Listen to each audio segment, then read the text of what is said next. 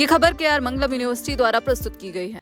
क्या भारत और नेपाल के बीच हाल के दिनों में जो कड़वाहट और सीमा विवाद देखने को मिला वो अब खत्म होने जा रहा है? क्या नेपाल के नए तेवर वाले प्रधानमंत्री बालेन शाह ने भारत को लेकर अपनी रणनीति पूरी तरह बदल ली है?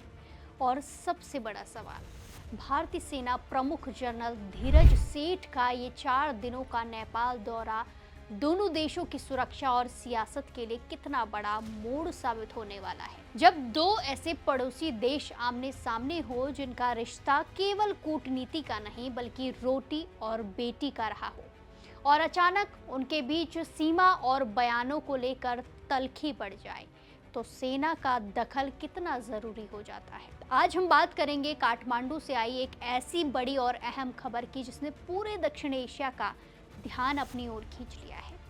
भारतीय सेना अध्यक्ष जनरल धीरज सेठ इस वक्त नेपाल के दौरे पर हैं और उन्होंने काठमांडू के सिंह दरबार में नेपाल के प्रधानमंत्री बालेन शाह से सीधी मुलाकात की। इस मुलाकात के पीछे क्या कूटनीतिक संदेश छिपा है और बंद कमरों में क्या खिचड़ी पक रही है, चलिए इससे विस्तार से समझने की कोशिश करते हैं।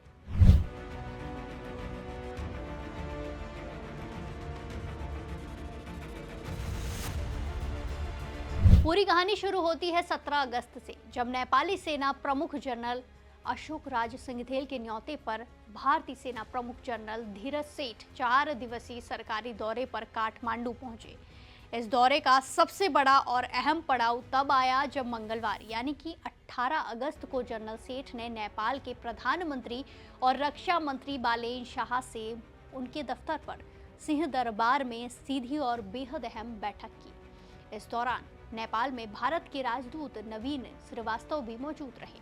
दोनों पक्षों के बीच द्विपक्षीय हितों, सैन्य रिश्तों को मजबूत करने और क्षेत्रीय सुरक्षा को लेकर काफी सकारात्मक और लंबी बातचीत हुई। ये दौरा सिर्फ बातों तक सीमित नहीं रहा बल्कि इसमें दोनों देशों के 74 साल पुराने ऐतिहासिक सैन्य रिश्ते की चमक भी देखने को मिली। परंपरा के मुताबिक नेपाल के राष्ट्रपति रामचंद्र पोंडेल ने राष्ट्रपति भवन में एक खास समारोह के दौरान जनरल धीरज सेठ को नेपाली सेना के मानद जनरल की उपाधि से सम्मानित किया। आपको बता दें कि साल 1950 से ये अनोखी और ऐतिहासिक परंपरा चली आ रही है, जिसके बाद भारत और नेपाल एक दूसरे के सेना प्रमुखों को अपने देश की सेना में मानद जनरल का सर्वोच्च पद देते हैं। जनरल सेठ ने अपने नेपाली समकक्ष जनरल अशोक राज सिंघदेल से भी सेना मुख्यालय में मुलाकात कर साझा सुरक्षा चुनौतियों पर मंथन किया। इसके साथ ही उन्होंने Nepal army command and staff college Shivpuri का दौरा कर युवा सैन्य अधिकारियों को संबोधित किया और प्रसिद्ध पशुपतिनाथ मंदिर में विशेष पूजा अर्चना भी की। लेकिन इस पूरी यात्रा की असली पृष्ठभूमि समझने के लिए हमें थोड़ा पीछे जाना होगा।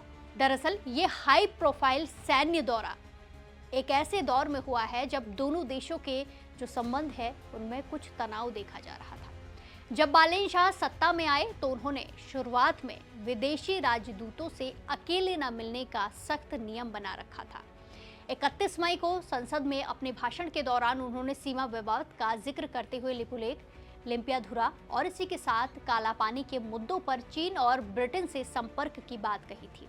हालांकि भारत ने तुरंत साफ कर दिया था कि सीमा विवाद द्विपक्षीय मसला है और इसमें किसी तीसरे देश की रत्ती भर की भी जगह नहीं है।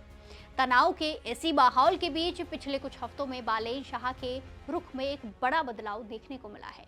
उन्होंने न सिर्फ अपने पुराने कड़े नियम बदले बल्कि भारतीय राजदूत नवीन श्रीवास्तव से अकेले मुलाकात कर सदियों पुराने रिश्तों को और मजबूत करने की इच्छा जताई। और अब भारतीय सेना प्रमुख के साथ इस गर्मजोशी भरी मुलाकात ने ये साफ कर दिया है कि काठमांडू की सत्ता अब भारत के साथ टकराव नहीं बल्कि ठोस सैन्य और रणनीतिक तालमेल चाहती है। अब सवाल ये उठता है कि आखिर ये मुलाकात और ये दौरा इतना ज्यादा बड़ा क्यों है? जरा समझिए। नेपाल के पूर्व प्रधानमंत्री केपी शर्मा ओली ने 2024 में पद संभालते ही परंपरा तोड़कर अपनी पहली विदेश यात्रा के लिए चीन का रुख किया था।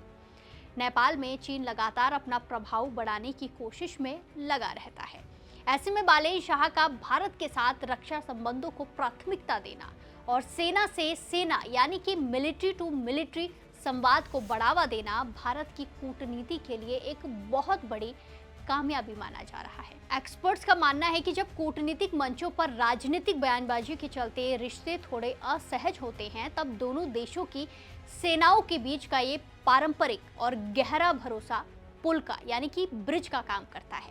भारत और नेपाल के संबंध केवल कागजों पर नहीं बल्कि लाखों गोरखा जवानों के शौर्य, दोनों देशों के खुले बॉर्डर और सांस्कृतिक एकता पर टिके हैं। जनरल धीरज सेठ की इस यात्रा ने ड्रैगन यानी कि चीन को भी एक कड़ा संदेश दे दिया है कि काठमांडू और नई दिल्ली के बीच के इस रक्षा कवच को तोड़ना आसान नहीं है। तो आपको क्या लगता है कि सेना प्रमुख धीरज सेठ के इस दौरे के बाद भारत और नेपाल के सीमा विवाद और कड़वाहट हमेशा के लिए सुलझ जाएगी क्या? और बालेन शाह का भारत के प्रति ये बदलता रुख दोनों देशों की दोस्ती को किस दिशा में ले जाएगा? अपनी राय हमें कमेंट्स में जरूर दें और बाकी देश और दुनिया की तमाम बड़ी अपडेट्स के लिए जुड़े रहिए दैनिक जागरण के साथ। नमस्कार।